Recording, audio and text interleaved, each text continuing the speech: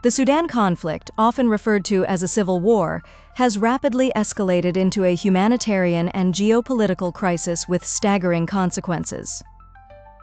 As we examine the conflict, various elements gradually reveal the profound complexity and disastrous impact on Sudan and its people.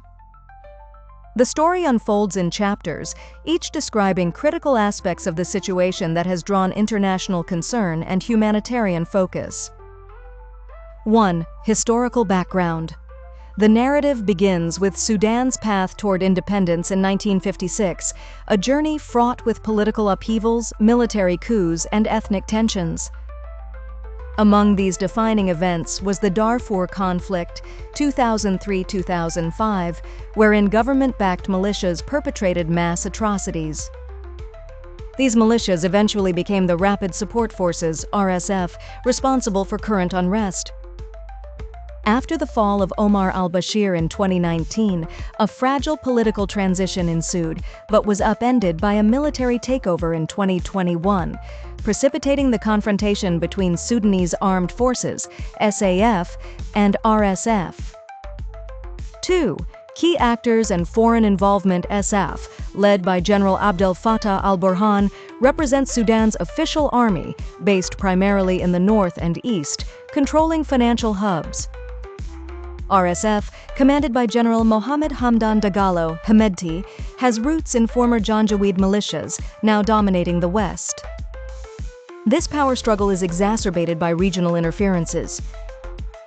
Reports of support for RSF from networks linked to UAE and Russia through gold trade, alongside SAF aides like Egypt and Iran, transform the conflict into a geopolitical contest.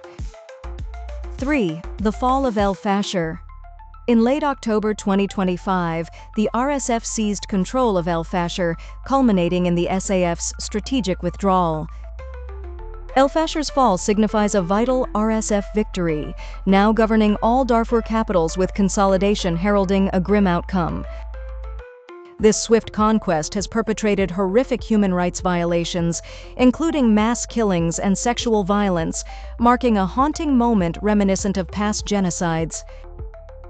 4. Humanitarian catastrophe.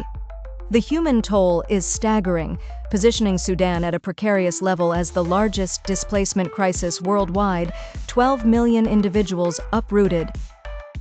In Fasher alone, 260,000 civilians were besieged with no access to essentials. Despite efforts, aid convoys face perilous routes, introducing looming famine conditions and haunting disease outbreaks. 5.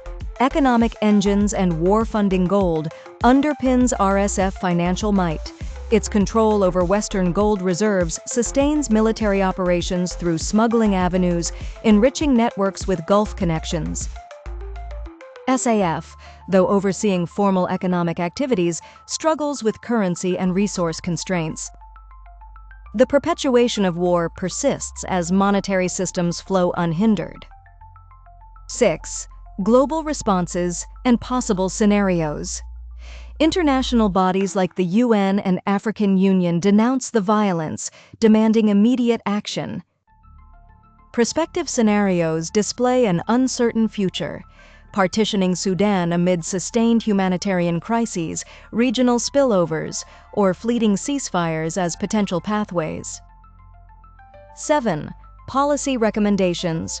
Proactive measures include targeted sanctions on financial networks, monitored corridors for humanitarian aid, independent war crime investigations, and refugee support initiatives vital for Sudan's survival. The dire need for engagement bears heavy implications. 8. Conclusion. The conflict transcends civil war categorization, embodying a humanitarian failure that darkens Sudan's horizon. The fall of Fasher reverberates as history echoes shattered hopes and lost lives. The world faces a moral crossroads to avert further collapse, engaging aid and advocacy to uphold humanity within chaos's shadow. The Sudan crisis carries profound lessons, imploring awareness and action. Whether dissecting the economic roots or exploring humanitarian responses, comprehending Sudan's narrative entwines global perspectives to kindle resolve for peace and relief across nations. Like, subscribe, and share. Thank you.